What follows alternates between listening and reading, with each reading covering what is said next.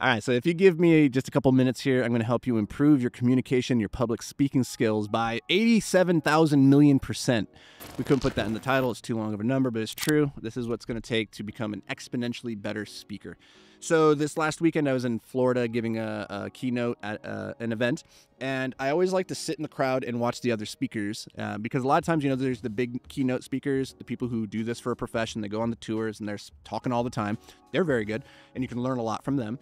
But then there's also a lot of like smaller speakers who are like stepping into their career and they're getting on stage and they've maybe only done it like a half dozen times. I like watching those people and kind of seeing the contrast between somebody starting off and somebody who's at the top of their game. And I want to share with you 3 things that I think would help the majority of speakers go to that next level and graduate to, being slightly better. And this isn't just on a keynote, but I think this is actually in every domain of public speaking, whether that's standing up in front of your team and giving, the weekly summary of financial results or whatever, right? Like the ability to get up in front of a room and speak eloquently and communicate an idea with impact and in a persuasive way. It instantly elevates your power, your perceived impact inside that group. So it's a skill everybody should learn. So let's get to it. Okay, the number one thing that I would tweak for most people is the use of their body language. Body language is like the formatting of a paragraph.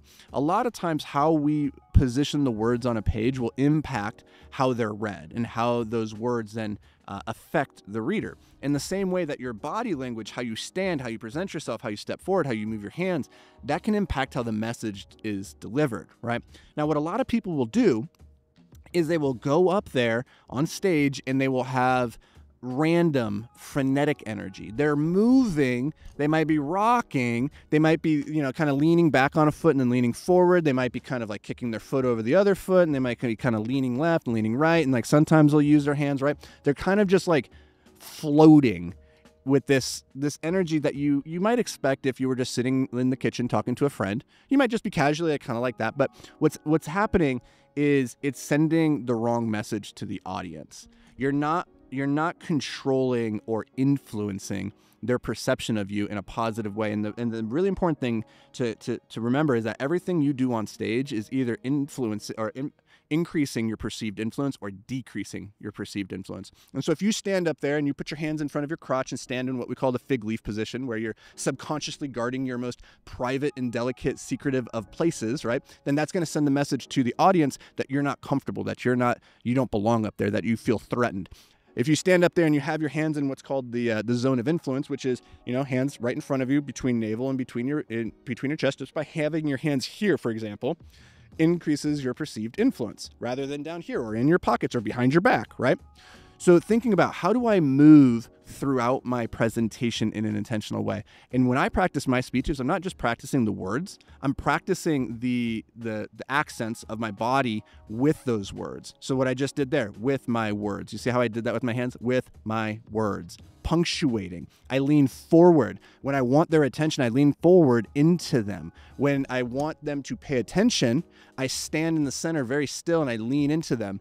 And I don't ask for their attention, I take their attention, right? So think about your body language on stage, and you want it to be choreographed enough so that at your different points in your presentation what you want to say and how you want to say it to make the maximum impact. So just don't be randomly moving around. Don't be pacing back and forth, right? Take your time and be intentional with it, but understand that this is incredibly important. What I would recommend for practicing this, record yourself doing your presentation, then turn off the audio and just watch your body. And then ask yourself, is this increasing your influence or is this decreasing? Is this helping or is it not? And you should have a pretty good sense of where you are in the presentation based off of your body language.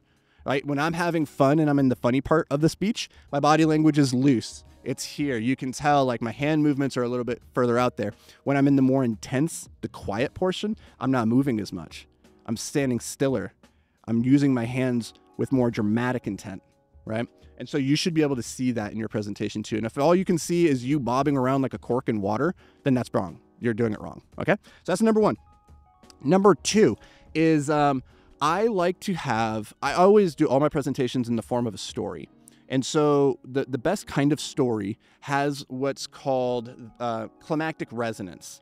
And that has to do with the fact that the thing that happens at the end ties back to the thing that happened at the beginning, right? And so at the end of the climax, there's this period of time in a story called the denouement, which is a French fancy word. Don't ask me to spell it. It's incredibly difficult. But it just means like the after effect.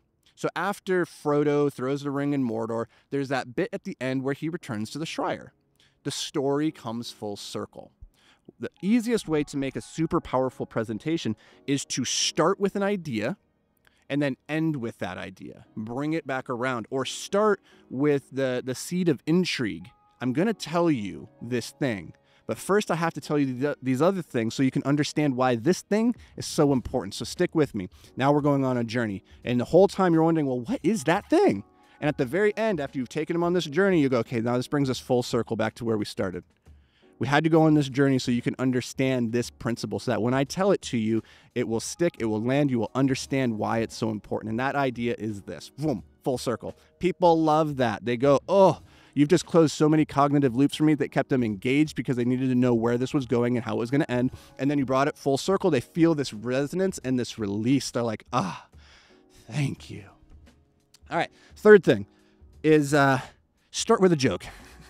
Get people laughing. You're going to be nervous up there. You're going to be tense. They're nervous for you, right? Because people are empathetic. And unless you're a professional and you know how to just go up there and control the crowd right away, you need to get them on your side so that you don't feel like they are judging you, but they're with you. And the easiest way to do that is starting with a joke. What I like to do to take all the tension out of the room is call attention to the fact that I'm feeling stressed. Now, here's the funny thing. I don't feel stressed up there. I do it because they expect you to feel stress. And so I'm letting us collaboratively release the pressure valve. So for instance, when I walk on stage, if there's stairs, a lot of times you step onto a platform, you step off a platform. When I step on it, I go, you know, can I be honest with you guys? Like, this is a safe place. You guys aren't going to judge me, right? And they're like, no, yeah, you're totally safe. Cool. Okay. My biggest fear when I come up here to talk to you guys is that I'm going to trip on these stairs and faceplant right in front of you. Yeah. So, you know, crisis averted. We're off to a good start. That means only one thing, though, is that this can only go downhill.